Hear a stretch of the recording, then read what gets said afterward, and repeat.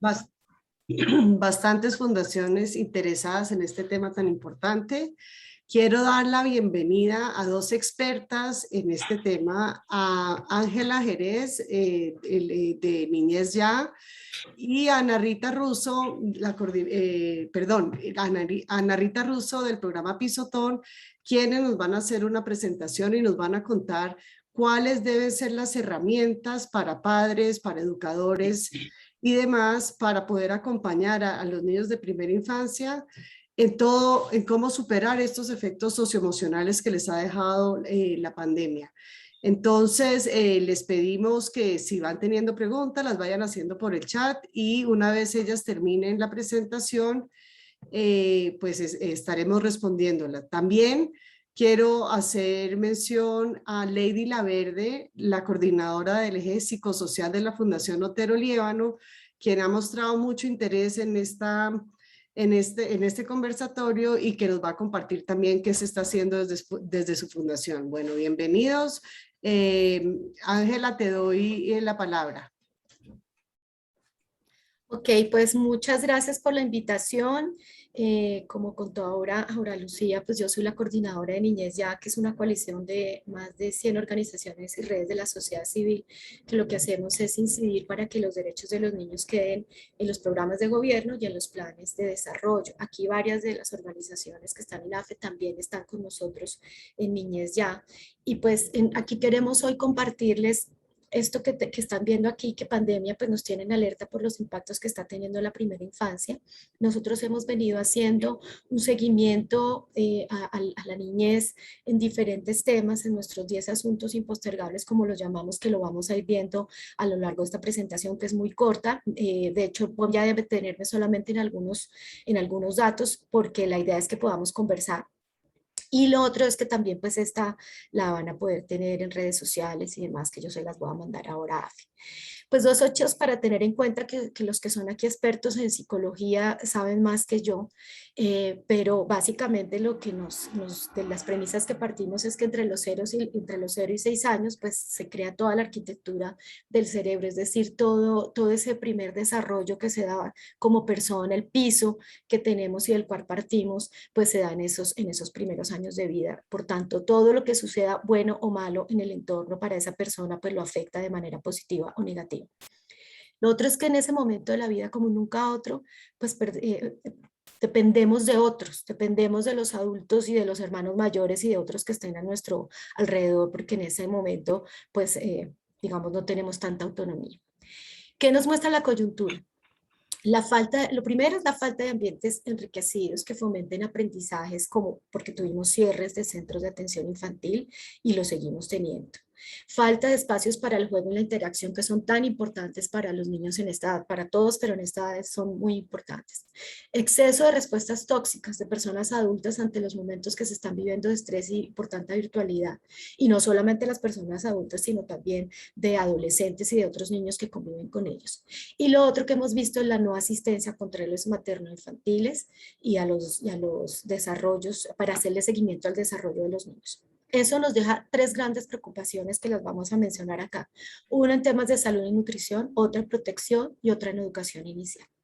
En salud y nutrición, las cifras lo están demostrando y ustedes lo han visto en las últimas noticias de los últimos días, es que ha aumentado el número de muertes maternas tempranas. ¿Qué significa muertes maternas tempranas? Las mujeres que están en gestación, las que acaban de tener a sus hijos o a los 42 días de haber dejado el embarazo.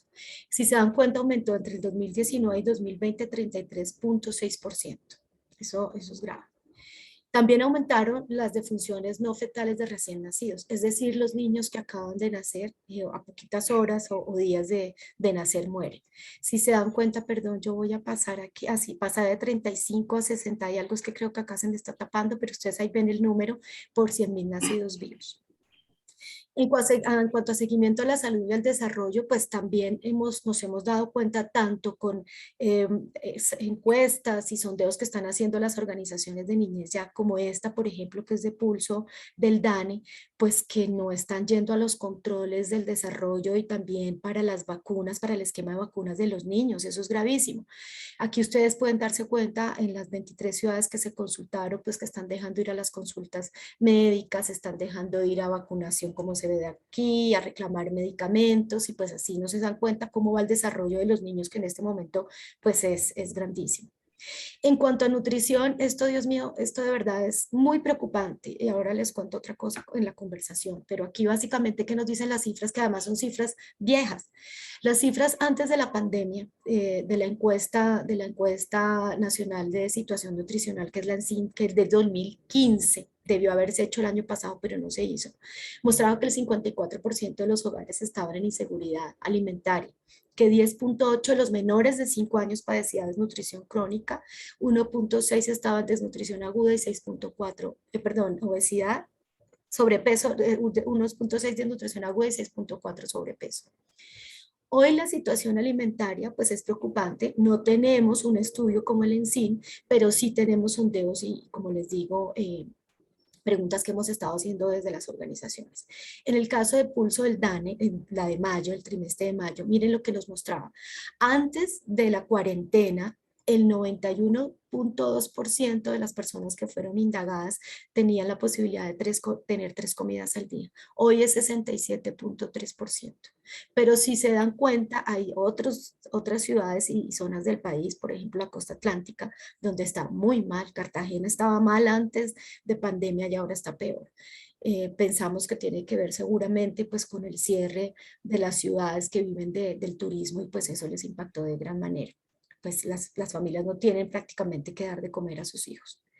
Incluso la Fundación Éxito ya dice que la desnutrición crónica que estaba pensada que se pudiera ya combatir, abolir en el 2030, pues ya no se va a poder y se va a aumentar 4 años, es decir, por allá en el 2034, si al caso vamos a poder erradicarla.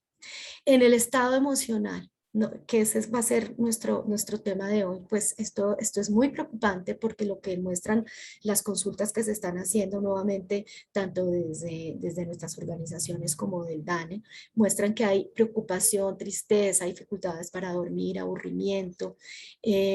Aquí ven ustedes las cifras y pues esto estaban preguntando a los adultos, pero ya como vimos, los adultos, el sentimiento que tengan los adultos y cómo estén, eso impacta de manera directa a los niños. Ayer precisamente salió el Estado Mundial de la Infancia de UNICEF y ustedes vieron las cifras tan preocupantes.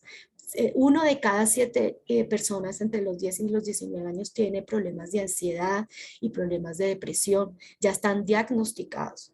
Y además de ello, están aumentando los suicidios en los adolescentes. Dicen que más o menos 1 en cada 11 minutos está suicidando. Eso de verdad es muy preocupante y ahí podemos conversar ahora sobre lo que está pasando.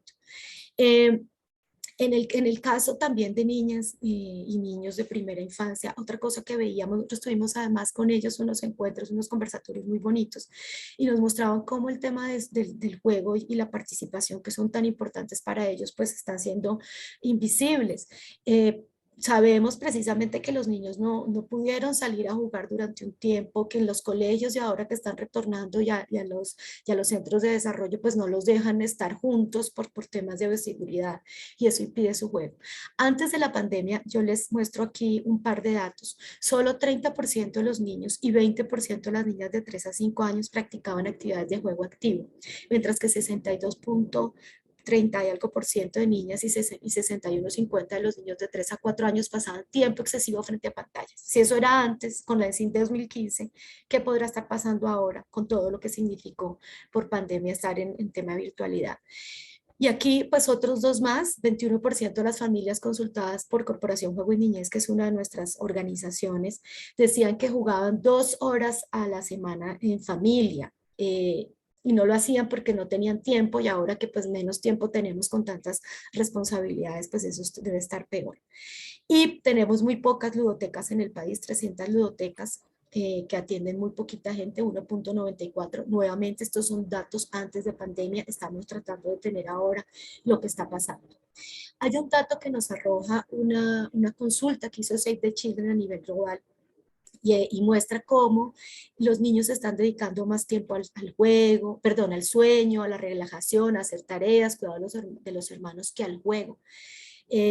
Pues eso es grave para su momento de vida, pues porque como lo contará ahora Ana, el juego es importante para el desarrollo de habilidades, pero también para conocerse, el relacionamiento con los otros. Entonces, sin eso, pues ellos están perdiendo gran parte de su potencial y de su desarrollo como personas. En la participación también veíamos con esas conversaciones con los niños y con esto que mostraban que los tienen en cuenta, sí, digamos, les dicen, de vez en cuando les preguntan algo, incluso ellos dicen no nos preguntan tanto y nosotros damos la opinión cuando lo consideramos, pero al final son los adultos los que toman las decisiones. Y pues eso es importante, que ellos tengan voz, que ellos tengan la posibilidad de estar conversando, de estar expresando lo que les está pasando, de que puedan compartir en familia y también tomar decisiones en conjunto del día a día, desde el de qué van a comer, qué se van a poner, a dónde van a ir. Los encerraron, por ejemplo, y nadie les contó por qué los encerraron, los mantuvieron en miedo y pues todo eso afecta efectivamente su desarrollo. Aquí en el tema de protección y familia, queremos llamar la atención sobre dos datos muy importantes. Uno, como ustedes se dieron cuenta, Colombia quedó como el quinto país a nivel mundial con la mayor cantidad de huérfanos porque sus padres o sus cuidadores murieron por el COVID. Esto es una investigación que publicó Lancet ahorita en julio. Lo que hizo fue revisar 21 países donde más se presentaron muertes entre marzo del año pasado y abril de este año, y nosotros quedamos con este triste dato de estar en el quinto lugar. Qué pena que no cerca del muerto y se está en el primer puesto, como se dan cuenta, está Perú. En el segundo puesto Sudáfrica, tercero México, cuarto Brasil y Colombia está en 3.4. Eso tiene unas implicaciones grandísimas, como también ahora lo podremos ver, lo que significa perder a los cuidadores, al papá, a la mamá, porque además si no tienen familias extensivas y además eso significa también, además de perder el vínculo con el papá, con la familia, tener que también estar perdiendo el tema financiero, la estabilidad financiera, eso puede significar que o no vayan a una familia extensiva o sean internados en instituciones y pues eso ya le genera un traumatismo mayor. ¿Qué pasó con el tema del maltrato infantil? También aumentó. Si bien los primeros meses del año pasado no se tenía registro, porque ya sabemos que la mayor cantidad de los agresores está con los niños, conviven con ellos y más cuando son pequeños, pues no tienen manera de denunciar. Esto se percata es en el sistema de salud y en el sistema educativo y como no iban. Pero cuando ya se dan cuenta de todo esto y CBF toma unas medidas y es que empieza a reforzar sus números de teléfono, a enviar más gente a otros lugares, bueno, varias medidas, y ahí en los últimos meses se dispara y es 47% que aumenta el maltrato infantil. Ya sabemos también lo que eso significa. World Vision en una consulta que hizo también a nivel global encontró que el 81% de las personas entrevistadas decían que sí, que habían visto violencia en sus familias y comunidades. Y en el caso de Save the Children fue 41,5%, es decir, que eso es una realidad. Y ya para ir cerrando, en el tema de educación inicial, que es tan importante, pues antes de la pandemia, yo solamente voy a contar aquí un dato, y es que menos de la mitad de los niños en primera infancia están asistiendo a educación inicial en el marco de la atención integral, que ustedes saben que eso significa que tengan también nutrición, que tengan otra serie de elementos. Como se dan cuenta ahí el dato que tiene el DANE es que son más o menos 4 millones y pico de niños. En este momento están yendo 1.200 más o menos, 1.200.000, perdón, y la meta del gobierno son 2 millones. Es decir que aún así estamos en una brecha enorme, hay una cantidad de niños que van a empezar a crecer y a tener un desarrollo diferente a otros porque no tienen las posibilidades de tener toda la atención. Las razones que le han dado al DAN en consultas que se han hecho es que es ausencia de instituciones cercanas, falta de cupos, poca disponibilidad de servicios con enfoque diferencial, creencia de padres y cuidadores de que es mejor que estén en casa y falta de maestros preparados. Con esto cierro, y hay una serie de estudios que se hacen de manera longitudinal, es decir, por varios años a una misma persona para saber qué impacto tiene. Y el Banco Mundial, el Banco Interamericano de Desarrollo nos recuerda que en hambrunas y en otras situaciones más o menos similares a las que hemos tenido en este momento en el mundo y en Colombia, pues lo que demuestra es que los niños en primera infancia que empiezan a dejar de ir a educación inicial, empiezan a perder una cantidad de desarrollo para ellos como individuos, pero también eso les significa una pérdida a la comunidad, al país en el que están. Podrían haber perdido, si dejan de ir entre 3, 6 y 12 meses, pues parte de su desarrollo cognitivo, y habrían perdido en relación con el PIB 0.1% hasta 16,5%. Eso obviamente es un impacto grandísimo al desarrollo humano, tanto como insisto de ellos como individuos como del país en general. Esto era un panorama, digamos, rápido que queríamos como contarles a partir de lo que hemos ido revisando de la situación de la niñez. Y ya con eso cierro para darles la palabra a ustedes. Gracias.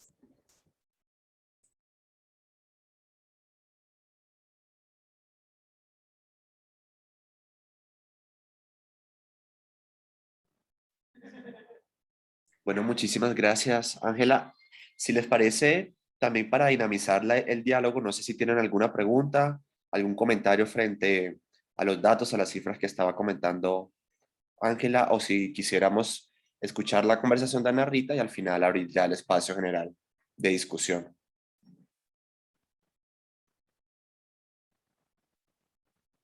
¿Nadie? Yo creo que entonces, Ana Rita, si nos Listo, puedes compartir tu información. claro que sí. Voy a compartir la pantalla. Y bueno, muy buenos días para todos. Un saludo muy, muy especial de agradecimiento para Chía, para André, Erika, Angie, por generar este espacio, y a todos los que nos acompañan hoy por la preocupación por esta área tan importante en el desarrollo y que hoy en día le estamos llamando la nueva pandemia, que es toda la situación del desarrollo emocional de nuestros niños y niñas. Voy a pasar algunas cifras también que tenía, que Angie no las pasó, y voy a hacerles zoom algunos de los aspectos que ella nos venía comentando, porque realmente digamos que en estas situaciones de lo emocional estamos viendo lo que ha venido ocurriendo y lo que hemos tenido a través de la historia. Por eso también, igual que Angie, voy a poner emoción y resiliencia en los niños y niñas antes, durante y después de la pandemia.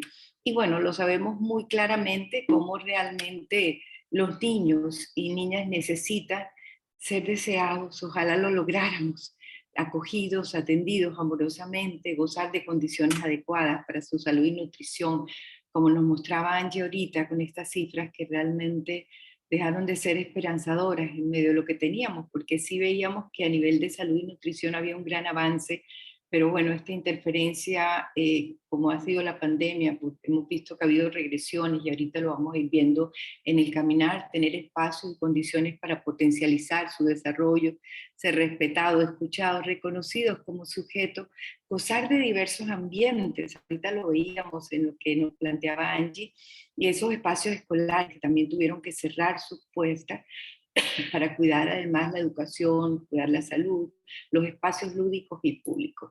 Quisiera integrarlos a lo que nos decía también ahorita, como el desarrollo es un proceso de co-construcción de los dos grandes factores, lo biológico y lo ambiental. Yo digo siempre, no más pelea, el siglo XXI, tener en cuenta las series complementarias, y hay chiquillos que nacen con una patica coja desde el punto biológico y hay quienes lo encuentran desde el punto de vista ambiental.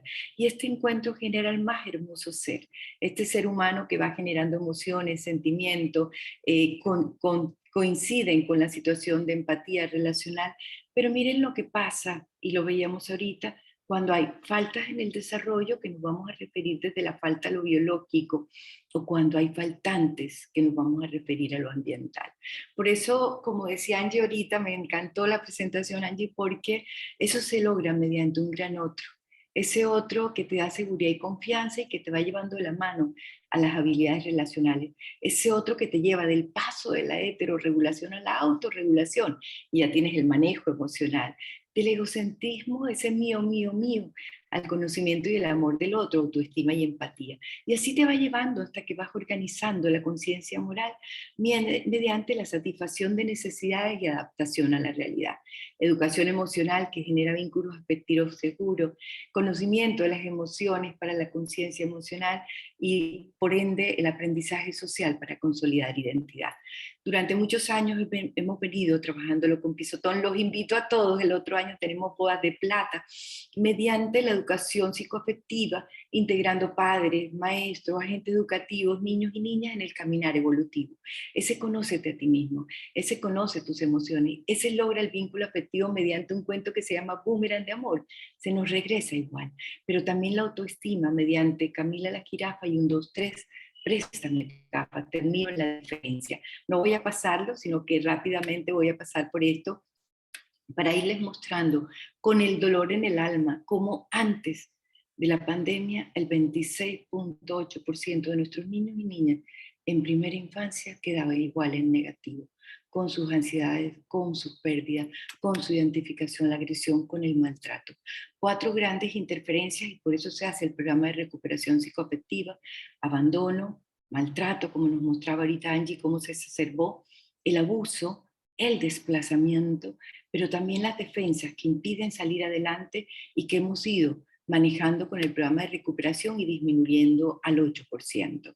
Como lo decíamos ahorita, en el ayer, pues teníamos todos estos espacios donde nos juntábamos múltiples roles, un solo ser, muchos espacios, teníamos muchos escenarios para ir pasando en el caminar. Y con la pandemia esto cambió.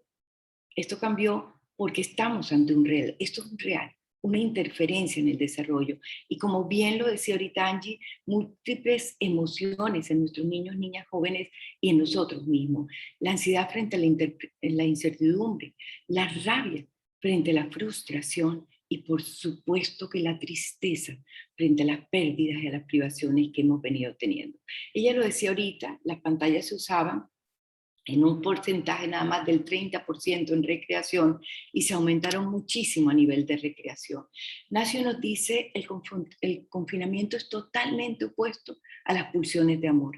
Los seres humanos necesitamos acercarnos, necesitamos el amor y parece que la pandemia nos hubiera dicho, sepárense, no se quieran, no se toquen, no se vean, impidiendo, como bien lo decía ella, esta pulsión gregaria, sobre todo en nuestros niños, y que damos múltiples roles, un solo ser, un mismo espacio. Esto exacerbó la violencia, es más, como decía ella ahorita, las llamadas al 141 en ICBF se aumentaron muchísimo. Nosotros estuvimos trabajando cuidado al cuidador con ellos porque también ellos estaban atravesados por todo lo que venían viviendo. Interferencias en el desarrollo entonces se presentan en un contexto histórico, pero además subjetivo. Es una realidad, pero como dice nuestro carnaval de Barranquilla, el que lo vive es el que lo goza. Cada uno lo va a ver desde su lugar. Interferencia en el desarrollo, catástrofes biológicas como esta epidemia, desastres naturales, situaciones psicosociales, como las separaciones, la muerte de ser querido, el maltrato y la violencia social que ha vivido nuestro país. Como decía, cada uno lo va a ver desde su lugar, en la posición del sujeto frente al hecho. Hay quienes lo van a ver con lupa y lo van a ver mucho más grande. Hay quienes cierran sus ojitos y no está pasando nada. ¿Cuántas personas tenemos a ese nivel que no se ponen la vacuna porque no está pasando nada? Y quienes lo ven de frente, como está ocurriendo. La capacidad que cada uno tiene para defenderse, las herramientas que tenemos para hacerle frente.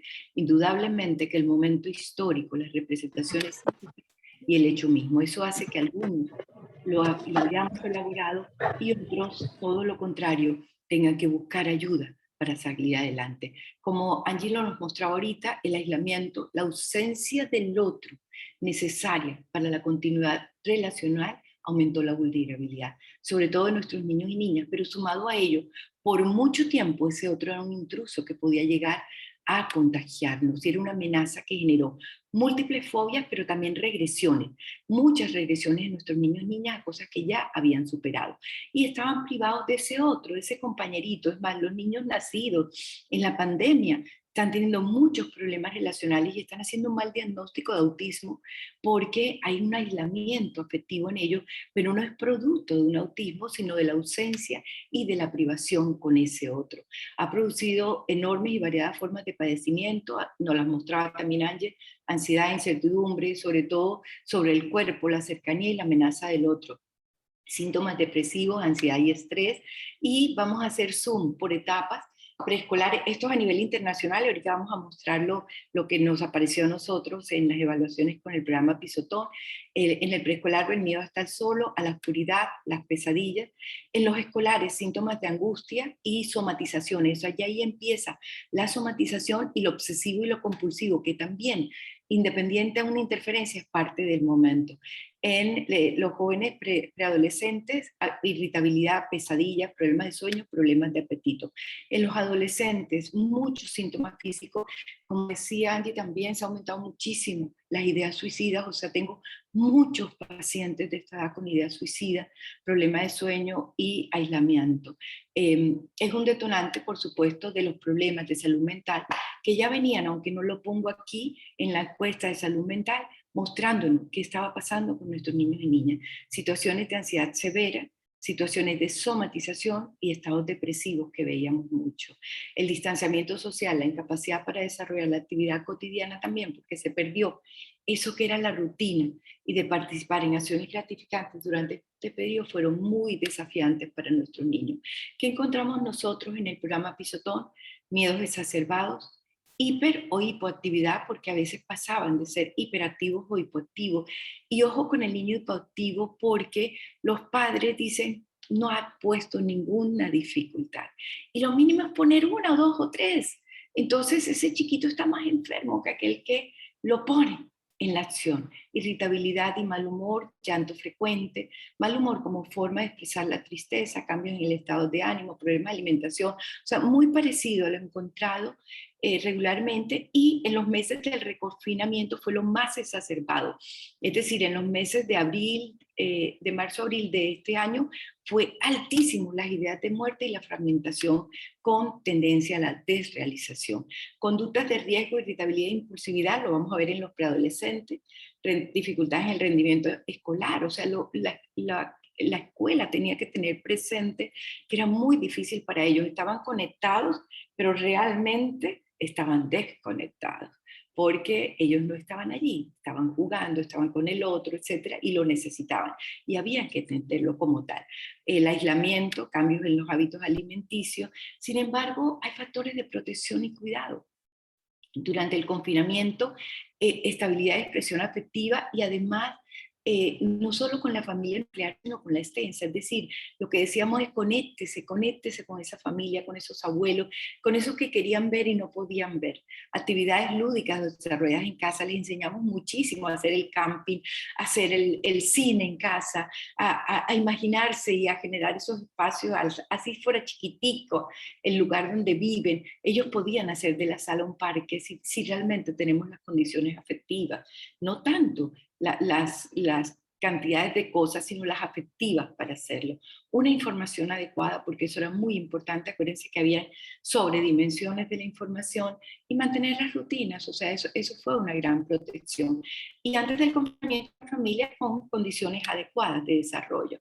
Pero también muchas familias tuvieron antes de factores de riesgo, problemas adaptativos, familias disfuncionales, dificultad en el desarrollo, que entonces generaron mayores dificultades en la pandemia. Paso esta, que son los resultados del DANE que nos presentaba ahorita Angie, y también el Observatorio de Mujeres, como nos mostró el incremento de la violencia intrafamiliar y el 175% de incremento en reportes de llamadas sobre violencia intrafamiliar cuando inicia la pandemia.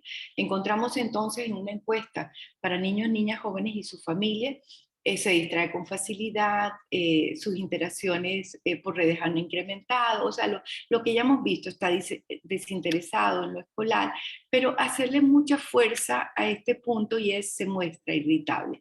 Es decir, mucha irritabilidad, con las dificultades de dormir. Entonces, en los tiempos de pandemia creamos muy rápidamente Aventurémonos en Familia. Llegamos a los hogares de manera virtual y no solamente trabajábamos la COVID, sino trabajábamos todas las interferencias en el desarrollo. Solo a manera de un solito testimonio, yo me sentí muy feliz con el Boomerang de Amor, empezamos a ver y a darnos abrazos. Por eso la petición es descubrir las necesidades de nuestros niños y niñas, reconocer lo que no pudieron poner en palabras. El niño actúa lo que no puede poner en palabras. Eso se convierte en un mecanismo de defensa que aparentemente lo hace sentir estable, pero no lo está. Entonces, esta es la metáfora que yo creo de la tienda de disfraces, aquel que se puso el disfraz de avestruz, el que tiene el de payaso, el que tiene el de tiranosaurio rex, y aquel que tiene el disfraz de alacrán, que el mito es, se entierra su propio aguijón y se entierra también el autocastigo. Veamos esta situación, tomemos acciones adecuadas, reconozcamos los cambios de nuestros niños y niñas y los que han venido teniendo para poder empezar la seguridad bioemocional. Un compromiso de todos. No solamente acompañar a nuestros niños a esa bioseguridad, sino la emocional.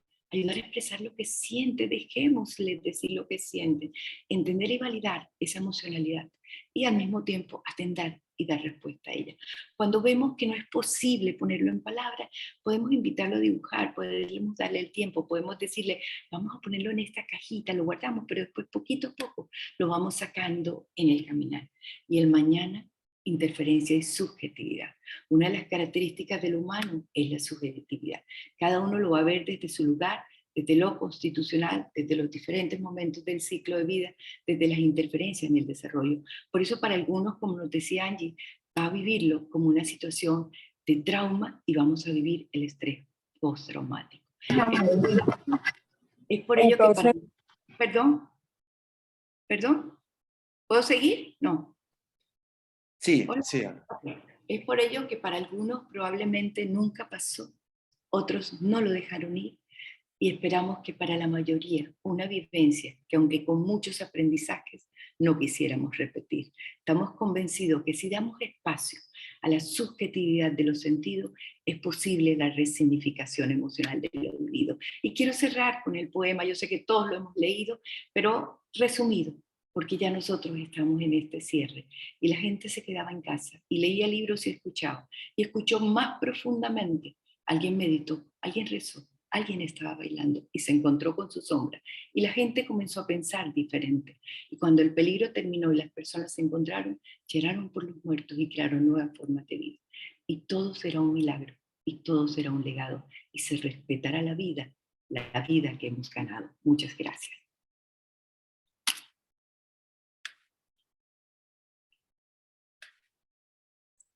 Muchas gracias, Ana Rita. La verdad, pues como siempre, tus presentaciones son muy inspiradoras.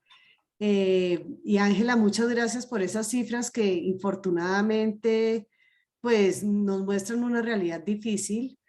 Quiero ahorita abrir el micrófono para las fundaciones que están conectadas. O si quieren, podemos seguir con la Fundación Otero Líbano, que quería contarnos, no sé dónde está, es que no veo. Ah, tienes el micrófono, Lady, tienes el micrófono apagado. Si quieres, te damos la palabra y Hola. después abrimos para preguntas. Vale, muchísimas gracias. Bueno, buenos días para todos. Discúlpenme de pronto la interferencia. Estoy lo que se llamaría un trabajo de campo en una institución educativa precisamente. Entonces, de pronto el ruido en este momento que están los chicos pasando. Nada, a todos muchísimas gracias por este espacio. Yo vengo pues de la Fundación Otero Líbano. Nosotros como institución y como fundación tenemos 60 años de intervención interrumpida con nuestra población. Trabajamos con niños y niñas y adolescentes de 2 a 17 años, más el programa de PAB, que son nuestras adultas jóvenes. Hoy pues estamos maravilladas y creo que yo también en este espacio, uno pues que no deja de ser alarmante por más de lo que uno se dedique en este quehacer y en el trabajo con las infancias, el trabajo con la adolescencia, que conocemos de primera mano todas esas necesidades y todas esas situaciones por las que están pasando nuestros niños, niñas y adolescentes, pero no deja de arrugarse el corazón y de ver esas cifras tan impactantes y del trabajo tan grande que tenemos nosotros como profesionales para mejorar esas dinámicas y apoyar obviamente a todos nuestros niños, niñas y adolescentes. Entonces, eso en cuanto a la información que ustedes nos han suministrado el día de hoy, que pues para nosotros también es insumo y también un aliciente para poder seguir haciendo nuestro trabajo. Lo que pues hoy queremos compartir con ustedes en gran medida es pues nuestro ejercicio de acompañamiento precisamente a nuestras familias, a nuestros niños. Nosotros tenemos 2 sedes, una que es en Bogotá, en la localidad específicamente de Suba, y otra en Piedecuesta, Santander. Dentro de lo que tenemos nuestra intervención en Suba, pues como comprenderán, pues hay familias con muchísimas necesidades y la pandemia disparó indiscutiblemente aquellos factores de riesgo para ellos. Entonces, para dar respuesta y poder, ya les voy a compartir mi pantalla. Permítanme un instante. Ustedes me dicen si pueden verla. Perfecto, sí la vemos. Vale, gracias. Bueno, a partir de esas necesidades que han surgido y obviamente nuestra preocupación tan grande, porque creo que fue algo que nos sorprendió a todos, no solamente a nuestras familias y a niños, sino que fue un momento de encerrarnos y el impacto de lo que todo esto generó, pues nace también la preocupación de todos nosotros como profesionales de reinventarnos, de organizarnos, de cómo llegar y prestar un servicio que atendiera aquellas necesidades de nuestras familias y de nuestros niños que ya no las teníamos ahí, que ya no estaban con nosotros, sobre todo en nuestra primera infancia, que pues son nuestros chiquitines que no podíamos ver, igualmente nuestras niñas de externado y de internado. Para tal caso, la fundación, que funciona a través de unos ejes transversales de acción a sus programas de jardín, de externado, de internado y de las niñas adultas jóvenes, nosotros desarrollamos a través del plan, un plan de acción del eje psicosocial para poder hacer una intervención y poder orientar a aquellas o acompañar según las necesidades que se veían dentro del acompañamiento con las familias. Entonces, para hacer posible este ejercicio, pues indiscutiblemente pues necesitamos de un equipo de trabajo.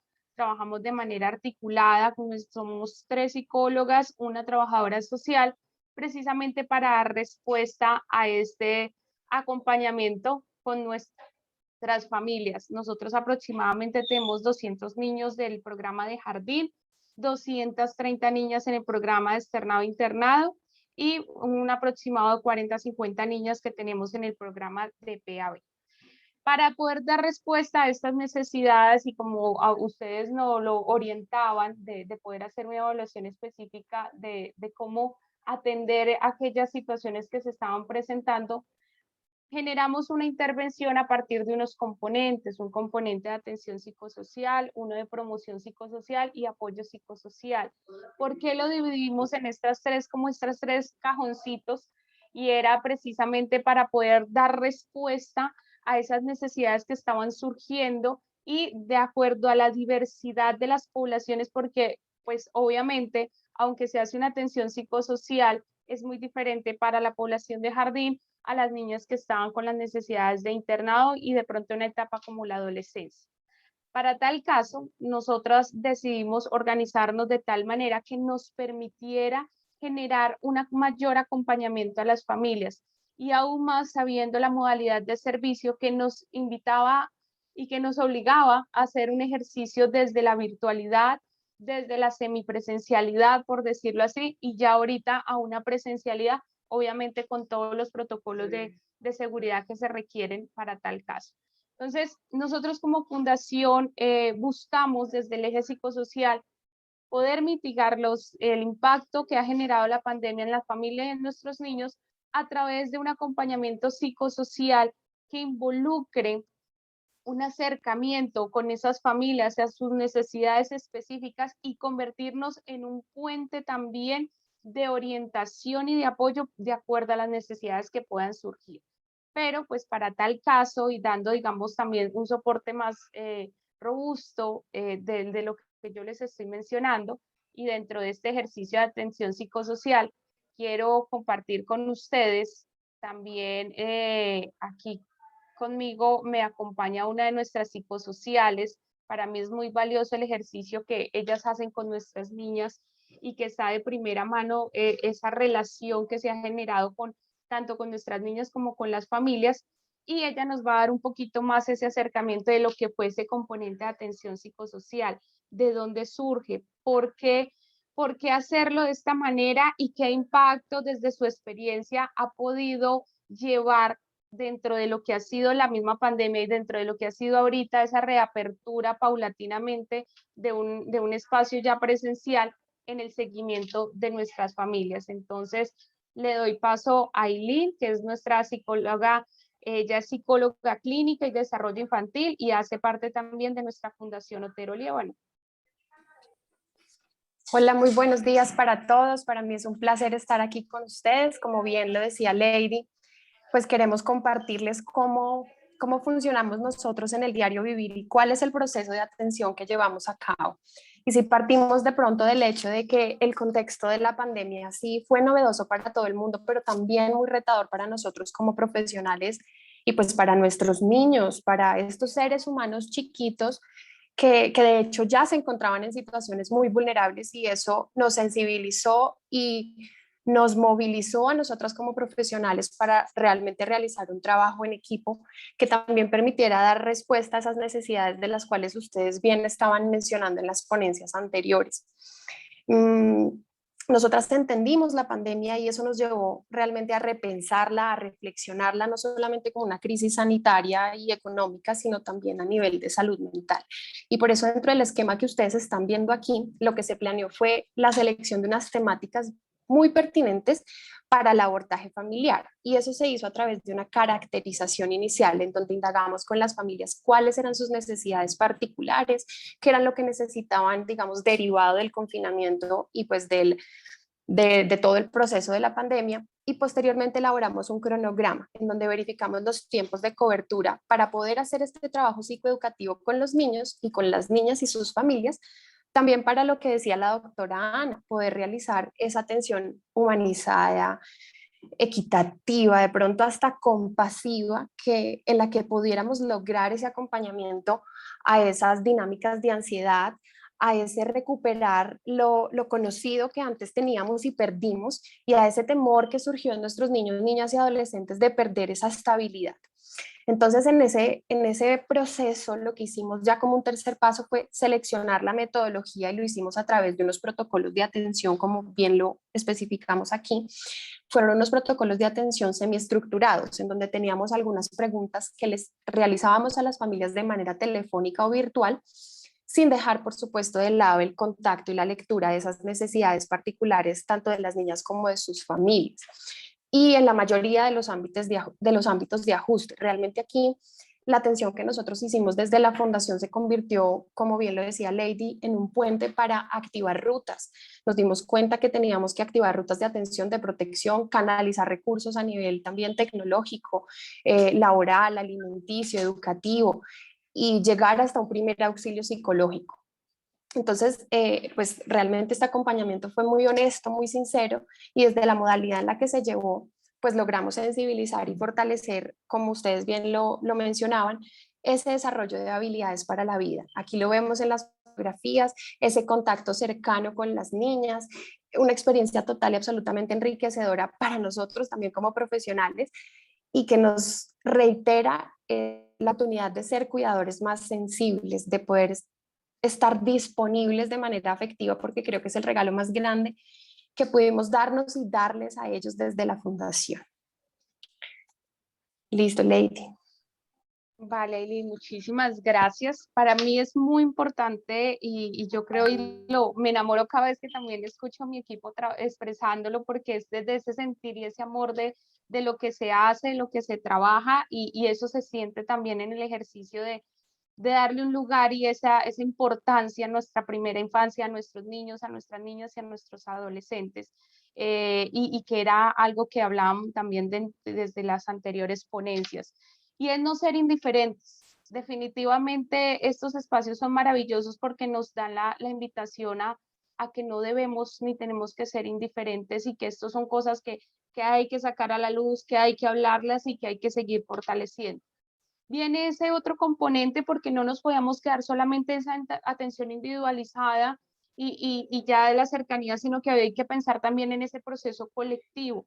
Yo no puedo pensar solamente en mí, sino también trabajo con mi comunidad. Si yo no enseño también las herramientas del recurso de lo que el otro no, en lo que yo no tengo y lo que el otro puede tener y me puede apoyar a mí también en mi labor como mamá, en mi labor como institución, en mi labor como profesional.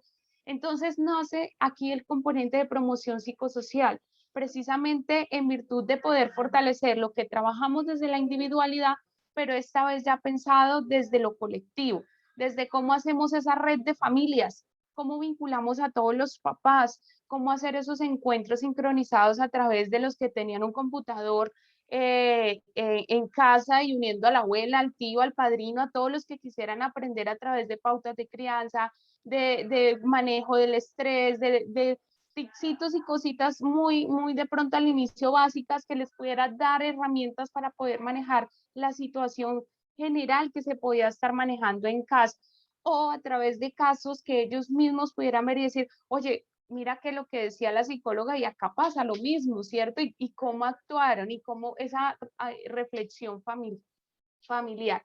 Entonces, aquí tenemos un bosquejo de lo que fue Red de Familia. Red de Familia es ese vínculo de las familias y de lo que se trabajó y de que no se sintieran solas y descubrir también, por ejemplo, el duelo.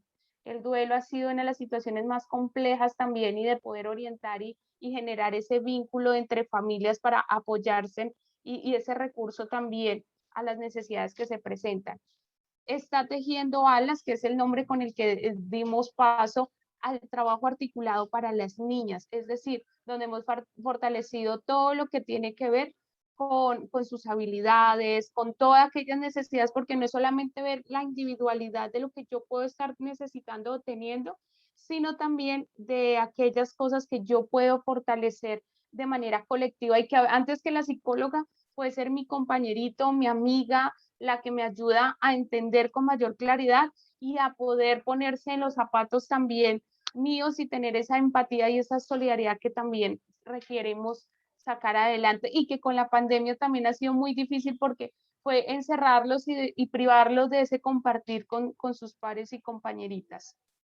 Y conéctate con la vida, que es un ejercicio general, que es poder llevar a toda la comunidad el hablar de salud mental, el hablar de esto, de estas estadísticas, de la importancia, de que no podemos ser indiferentes, de que es indiscutiblemente importante que todas las instituciones, no solamente nosotros desde como fundaciones, sino también las instituciones educativas, empecemos a hablar, manejemos esto en un discurso cotidiano y entendamos que es necesario empezar a generar acciones que mejoren, porque estamos hablando también de ese capital cultural y de la formación de nuestros niños en general. Y para tal caso, pues acá les comparto algunas fotografías de lo que han sido nuestros encuentros, de las actividades que hemos trabajado mucho en cuanto a la parte socioemocional con nuestros niños y niñas, los encuentros que se han realizado de manera mensual, dadas las circunstancias, algunos presenciales, otros virtuales, otros desde una alternancia, algunas niñas las que pudieran presenciales, que teníamos todos los protocolos de bioseguridad dentro de la fundación, otras con los encuentros asincrónicos y facilitándole las herramientas también tecnológicas.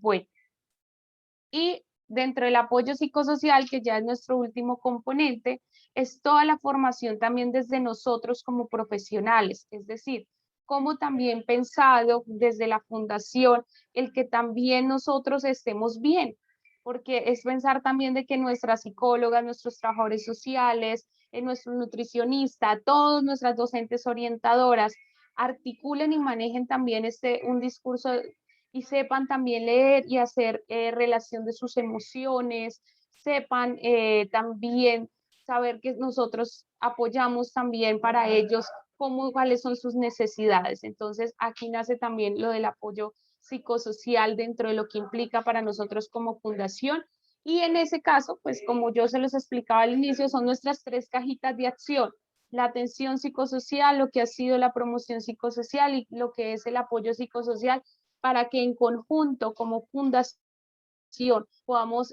mitigar un poquito de todas esas estadísticas, y con todo el amor y la pasión de hacer nuestra labor de transformar esas realidades para nuestros niños, niñas y adolescentes. Entonces, eso les traíamos el día de hoy. Es así rápidamente un brochazo de todo lo que hacemos, pero que es con todo el amor, y pues es un placer y un gusto poder compartirles esto tan bonito, y que nos gusta cada vez que podemos llevarlo para poder compartirlo y que se siga dando en otras comunidades. Muchísimas gracias. Muchas gracias, Lady. Pues muy interesante el programa que han ido adelantando y cómo fueron además sumando una cantidad de nuevos elementos para poder dar la atención adecuada en los programas. Ahora sí nos quedan 10 minutos.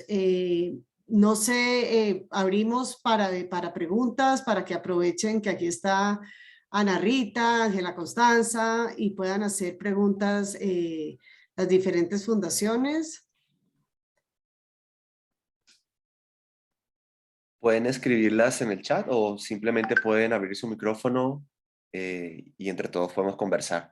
Pero si les parece, para dinamizar el diálogo, Ana Rita y Constanza, también quisiéramos que habláramos sobre un tema que me parece muy relevante ahora, ya que están con nosotros coordinadores de proyectos que manejan población niños y niñas, están también directores también de programas que manejan eso. Entonces nos gustaría saber sobre el acompañamiento. En primera instancia, ¿cuál crees que deberían ser, y tú lo mencionaste, pero cuál crees que deberían ser unos acompañamientos relacionados con los profesores, con los cuidadores, con respecto a esta situación que tú nos estabas presentando?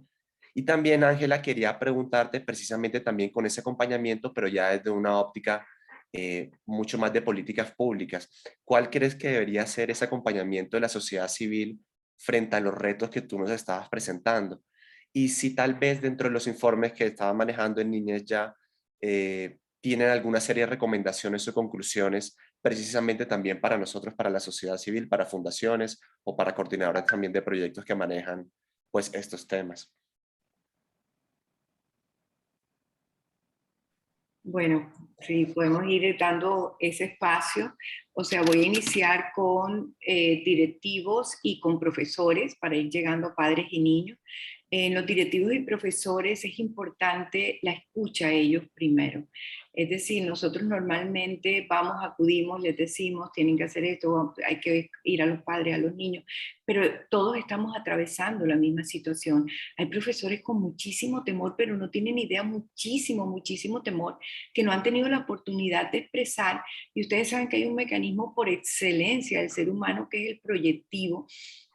Yo siempre digo lo mismo como para ubicarnos en ese mecanismo de defensa que digo, el profesor me la tiene montada. Ese es el ejemplo más claro de la proyección del ser humano, porque no me la tiene montada, sino que no hice las tareas, no hice nada, y por supuesto pues tengo que ver a quién. En la pandemia se generó muchísimo lo proyectivo. Nosotros a los maestros, a los padres, al Secretaría de Educación, los rectores, al ministerio, o sea, esto era una proyección cuando todos debíamos ponernos en el mismo lugar y saber que estamos atravesados por esta pandemia, ¿verdad? No teníamos ninguno de nosotros una representación mental de lo que estaba pasando. Entonces, escucharlos, escuchar sus temores o sus herramientas, o los que lo pusieron en pausa pudieron integrarlo, o los que lo vivieron a su manera, para de ahí entonces sí partir a la segunda parte, y es cómo acercarse, y sobre todo ahorita mismo, con la presencialidad a los padres y con los padres a los niños. Porque muchos padres están asustadísimos, muchos padres también, o sea, todavía sus padres, sus abuelos, o sea, ese temor al contagio, esa incertidumbre, porque todavía no aprendemos completamente sobre la COVID, aunque aprendemos, pero sale la nueva y viene otra situación y nos genera. Entonces, claro, nosotros el desconocimiento generaba todas estas ansiedades, y ustedes saben que las ansiedades es un estado de alerta normal, adecuado, y además inclusive de supervivencia, pero en algunos momentos se hacía un desplazamiento al miedo. Entonces, por un lado, es importante también escuchar a los adultos que acompañan a nuestros niños, niñas y jóvenes, pero también darles herramientas para que puedan enfrentar. O sea, esas herramientas nosotros creamos también muchísimas. O sea, hay uno de la explicación de la COVID por Pisotón, en manera de video, le íbamos llevando a los niños, inclusive le decíamos, se siente grande, tiene corona, o sea, él hace toda esta situación y contagia rápidamente, pero también si hacemos esto, podemos lograr esto y esto. Y le íbamos llevando de la mano desde la lúdica a todo ese entendimiento y comprensión desde lo real, pero también sin descuidar el pensamiento infantil. Y ahorita en alternancia estamos con el de alternancia, bueno, ya presencialidad, porque ya en muchos hay presencialidad, y revisar todos esos temores y algunas circunstancias de niños. Les cuento una anécdota rapidísimo. Ayer estuve en un centro de desarrollo infantil y como estaban haciendo una filmación y tenía que hablar, me pidieron que yo sí me quitara el tapaboca. Y los chicuelos me fascinó, porque algunos hicieron así y se levantaron su tapaboca. O sea, ellos han estado mucho más claros en lo que hay que hacer. Y entonces yo les dije, no se preocupen, o sea, yo estoy a la distancia. Y ahí de una vez, en estas medidas de bioseguridad, de seguridad bioemocional que estamos tomando, hay una cancioncita que le digo a los maestros, o sea, mantengamos la distancia, pero empecemos a hacer la situación. Entonces, sin cantársela es manteniendo la distancia. Un abrazo a ti te doy, lo hacemos, te sonrío con mis ojos, mis manos hacen un corazón que al lanzarlo fuertemente a tu mejilla llegó como el beso que hace tiempo mi boquita a ti te dio. Y ahí vamos viendo no perder eso relacional. Entonces, como lo decían todos, como lo decía Lady, como lo decía también su compañera Aileen y Angie, es decir, atravesarnos por la escucha desde lo emocional. Esto ha despertado. Además, yo me volé esa diapositiva que decía Lady, el dolor también de los que han perdido los seres queridos, ¿verdad? Entonces, acompañarlos a todos, todos necesitamos esa escucha y que no se genere pues el síndrome por desgastamiento que se da por la empatía. Entonces, claro, por eso el cuidado del cuidador. Todos los cuidadores necesitamos ser cuidados para seguir dando los hombros. Entonces es como acercarnos a ellos, acercarnos a los padres. Ahí sí les pido mucha escucha a los padres. No hay buenos ni malos, hay historias. Estos papás tienen unas historias. Yo estoy tan preocupada por todas las leyes, porque sí, son para proteger a los niños y yo soy la primera que estoy ahí luchando por esa protección. Pero escuchemos el dolor de los padres que también fueron violentados, maltratados, agredidos. Y entonces ahí ellos al escuchar su historia pueden hacer un alto en el camino. Y él lo decía, es como el caballo desbocado que hace un relincho cuando lo frena para poder conciliarte con tu dolor del pasado y después apaciguarte para hacer un mejor encuentro con nuestros niños y niñas. Yo diría mucho, Andrés, la escucha de estas emociones que mal llamamos negativas, que son inherentes a nosotros y que las tenemos que vivir en este camino. Bueno, con esa poesía con la que habla Ana es difícil competir, pero bueno, yo aquí quisiera contarles lo que hemos estado haciendo desde Niñez Ya, y es un llamado para que lo hagamos en conjunto, es seguir uniendo esfuerzos como el que estamos haciendo ahora, de conocernos, de saber qué es lo que estamos haciendo unos y otros, con el ánimo de que compartamos esos esfuerzos y esos conocimientos y no repitamos cosas, porque lo que necesitamos es hacer sinergia para tener un impacto colectivo. El próximo año vienen las elecciones presidenciales, las de Congreso, después además vienen las regionales y necesitamos ir como con una sola voz y no cada uno pidiendo una cosa porque van a ser muchos pedidos, o sea, esta situación está muy difícil. Y queremos que de verdad en el centro de todas las decisiones que se tomen sean los niños, que de verdad la Constitución se lleve a la práctica con esto de que la prevalencia de sus derechos están por encima de todos los demás, pero necesitamos que entre nosotros hagamos ese conjunto de solicitudes, de pedidos, de reclamos, que vayamos juntos y que empecemos a juntarnos en esto que estamos haciendo. Lo otro es que hay muchas organizaciones internacionales que que además tienen un recorrido así como 60 años que tiene Otero, se me olvidó el nombre, lo anoté ahora para hacerles después una invitación, pero bueno, y además hay unas que son internacionales y tienen conocimiento de algo que han hecho en otras partes del mundo y les ha sido efectivo. Necesitamos compartir esos modelos exitosos de lo que se ha hecho en otras ocasiones similares en el mundo, porque ya hemos tenido pandemia, hemos tenido hambrunas y hemos tenido otras situaciones que nos dejan muchas enseñanzas y debemos echar mano de eso. Lo otro es también ver qué es lo que requieren los gobiernos locales y el gobierno nacional, porque pues todos formamos parte de esto mismo, de las soluciones, tenemos una obligación también como constitución y entonces tenemos que cumplirla y tenemos que estar ahí apoyando lo que se requiera desde la medida de lo posible, obviamente, para poder salir todos adelante. Y reiterar lo que dijo ahorita muchas veces Ana, y es que escuchemos a los niños, a las niñas, a los adolescentes, a sus familias. Necesitamos hacer más sondeos para conocer esas diferentes dimensiones del bienestar que los están afectando y saber en qué están. Tenemos que tener información, mucha evidencia, mucho número, pero también mucho relato, mucha historia, como decía Ana, para poder tomar medidas y ajustar los programas que hay. Ya sabemos que definitivamente esto no se fue, esto sigue con nosotros y es una nueva vida, seguramente vamos a tener que recogernos, volver a estar todos en casa, volver a las instituciones educativas y a los centros infantiles y hay que saber cómo lo hacemos. Hay muchas investigaciones que se están haciendo maravillosas y nos están dando como focos de luz de por dónde tenemos que ir y entonces es bueno conocerlas y empezar a construir en conjunto esas nuevas soluciones y esa nueva vida que necesitamos para todos y especialmente para los niños. Con eso cierro. Perfecto, bueno, muchas gracias Ana Rita y Ángela. Sergio Guevara de Fundación Frisbee nos deja una pregunta. En el impacto de comunidades vulnerables, ¿sería posible estructurar en estos procesos de autosostenibilidad y gestión como comités de gestión comunitaria para gestión, ejecución y solución de problemáticas que impactan a estas comunidades durante y post pandemia? No sé, Sergio, si quieres un poco como contextualizar la pregunta o si alguna de ustedes quiere contestar. Sí, Ana Rita. Sí, creo que la entendí, pero no sé, Sergio me corrige. Precisamente estamos trabajando una integración para la sostenibilidad. Ya veníamos trabajándolo desde los maestros, madres comunitarias, agentes educativos, para que quedara institucionalizado y pudieran hacer seguimiento de sostenibilidad, pero ahorita estamos trabajando en las regiones con los líderes. Ha sido maravilloso, maravilloso. Primero, lo que decíamos ahorita y que Angie retomó, hacemos un módulo que se llama Yo también tengo una historia y estoy haciendo parte de muchas historias. Entonces, en ese Yo también tengo una historia, ellos empiezan a expresar, lo mismo el maestro, etcétera, y ya en Estoy haciendo parte entramos a la sostenibilidad de los programas, porque sí hay sostenibilidad en la escuela, pero con el dolor les cuento algo. Hicimos un estudio longitudinal y los maestros aplican, en el caso de Pisotón, porque hay muchos programas, como nos han mostrado, de educación emocional, solo el cuento.